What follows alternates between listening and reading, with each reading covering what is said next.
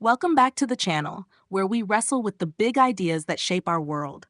Today, we're diving into the mind of Friedrich Nietzsche, one of history's most provocative philosophers, and his controversial take on women, especially in relation to men. Was Nietzsche a misogynist, a misunderstood poet, or something else entirely? Buckle up, because this is going to get intense. Friedrich Nietzsche wasn't exactly known for pulling punches.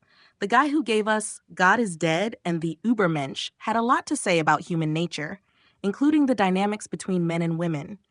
His views on women pop up across his works, but they're most infamous in Thus Spoke Zarathustra, where he drops lines like, "You are going to women? Do not forget the whip." Yeah, that's the one everyone remembers. But what did he really mean? Let's unpack this. First, let's set the stage.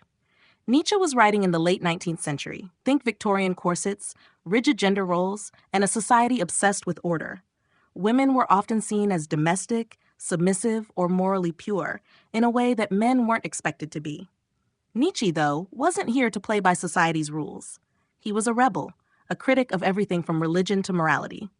So when he talks about women, it's not just idle chatter.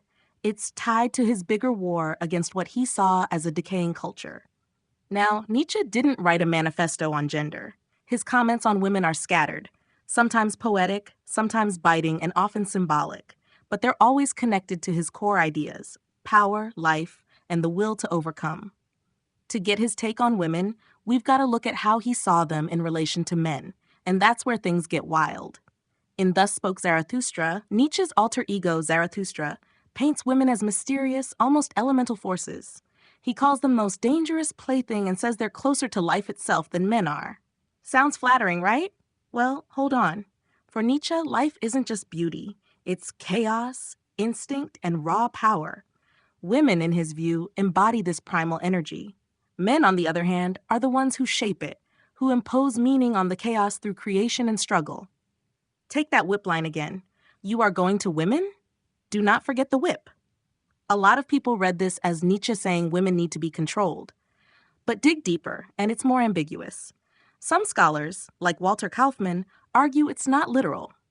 It's a metaphor for men mastering their own instincts, their own attraction to the chaotic life that women represent. Others say it's Zarathustra teasing men for chasing something they'll never fully grasp. Either way, it's not a feminist manifesto. Nietzsche also riffs on this idea of the eternal feminine, a concept he borrowed from Goethe but twisted in his own way. He saw women as tied to nature, reproduction, and the cycle of life, while men were the restless seekers, striving for the Übermensch, the superhuman ideal. In Beyond Good and Evil, he writes, "Woman has so much reason to be ashamed. In woman there is so much pedantry, superficiality, schoolmarmishness." Ouch. But then he flips it, praising women's ability to inspire men to greatness. So what's the deal?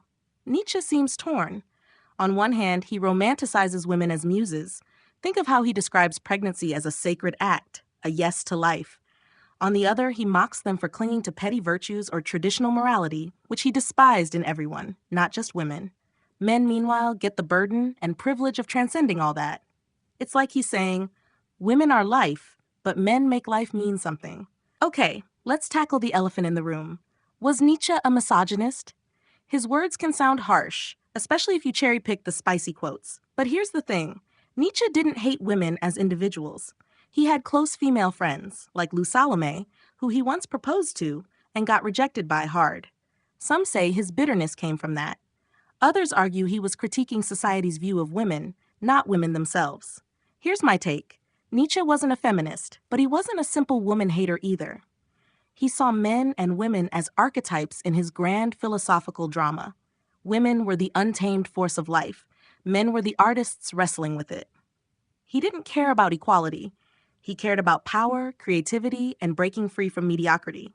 If that makes him sound sexist, it's because he didn't play by our modern rules. So where does that leave us? Nietzsche's take on women isn't a cozy bedtime story. It's messy, provocative, and forces us to ask, are we just products of nature, or can we rise above it? His view of women in relation to men isn't about superiority. It's about difference, tension, and the dance between chaos and order. Love him or hate him, Nietzsche makes you think. That's it for today. What's your take on Nietzsche's views? Drop a comment below. Let's get this debate going.